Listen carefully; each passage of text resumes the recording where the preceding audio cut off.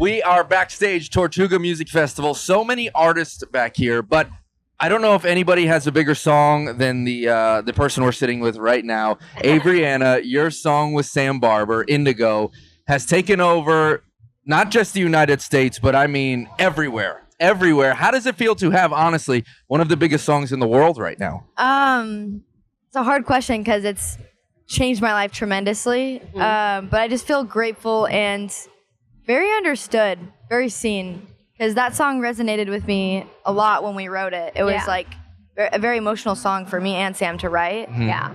It was the first time we met too. So we like really did a deep dive in. How does that happen? You meet someone for the first time. Like the two of us have known each other for over 15, 20 years. And for us, if you asked us now to sit in a room and come up with something emotional, we'd be like, what are you talking about? How do you do this on a first meeting? So I think it's different with artists when you get in a room together, especially for me and Sam, because I feel like we can relate to each other on a different level since we're kind of in the same boat a little bit. Okay. I think when you go into a room and you know you're about to write a song, you have to open up and you have to be vulnerable and you have to be honest because that's just like otherwise you just won't write anything you're passionate about ever. It won't ever be true. It won't ever be authentic. So yeah, it's just kind of amazing. That's the standard. Yeah. Has it opened the doorway for more? Because there's a lot of rumors out there too. But I mean, if you'd like to share a little bit, I can share. Since we're talking about sharing and opening up, I think now would be a great time. You're actually the first person that's like publicly asked me about this. Awesome. I love that. Sam and I are the greatest of friends. The greatest of friends. Maybe in another life, but like. Yeah, so far it's been like one of the best friendships of my life. You know what they say? I mean, maybe down the road. Yeah. Good friendships could lead to great relationships. Yeah, no, he's one of my best friends in my life right now, so. Awesome. Well, I love that. I love that. And, we are still talking about emotional and opening up. I love the let go letters that you do. Thank you. What a release for your fans, your following. How did that come to be? So I was doing my first. Sorry, there's a hair on my ring. I was doing my first headlining shows. Sorry. No, you're good. I started playing shows and I was just recognizing that all these songs that I poured my heart and soul out into, the people coming to the shows, they were relating to it, and it was such a sad thing to watch with songs like Narcissist and Vanilla. Yeah. And I just wanted to encourage them to write down how they felt because I get to do that with songwriting and I know it helps me cope. Yeah. And so I invited them to write down let go letters to just get something off their chest that they want to because I feel like that's the whole point of live shows is to, feel something. Mm-hmm. So I never knew it was going to inspire songs for me. I also was really nervous about it because it doesn't really feel like my place to write about, but after a while, I just realized these people were trusting me with the hardest things they're going through in their lives.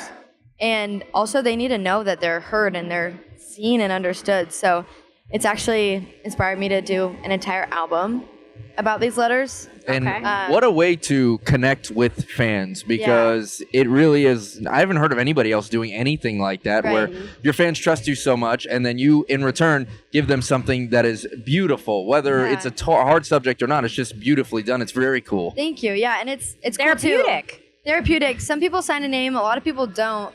There's a letter from a man that didn't sign a name and it was tragic and he talked about a lot of really hard things and I wrote a song by myself called Danny Don't about it. It's coming out this coming Friday. Okay. So I think it's the 9th. Don't quote me on that, but the 11th. The 11th. My birthday. Yeah. That's how I know it's Friday. Happy birthday. No, that's how I know. Danny Don't. It's coming out on his birthday. I'm going to be celebrating with that. Okay, good. It's really sad. So it's a sad song. I'm going to be. It'll be a pity party. I will have Danny Don't. Okay. So my birthday. Maybe you don't want to cry celebrate if I with want it. to. Before we let you go, though, would you mind signing something for us? Yeah, I would love to. Okay, please. And then if you wouldn't mind just sorry. telling us a little about this as well. If you don't mind, here, I'll open that for you. Here. So you don't have to. This is me and my sister. True story. I am not a graceful ballerina. Okay. I actually tripped twice on stage today. So my sister Taylor, this is her. She's my older sister. She was a lot better than me. Here you go. We took piano lessons together and we would have recitals and she would get every note perfect and she would practice all the time.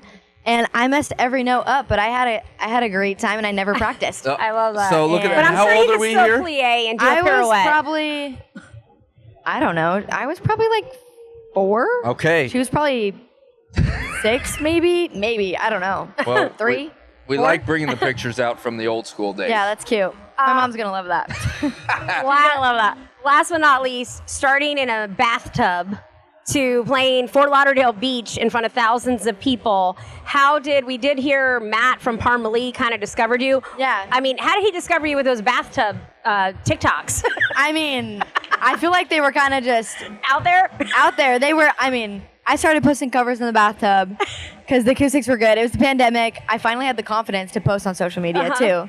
And yeah, it blew up and it changed my life. Matt saw me on TikTok during COVID. Okay. And he showed me to his manager, David.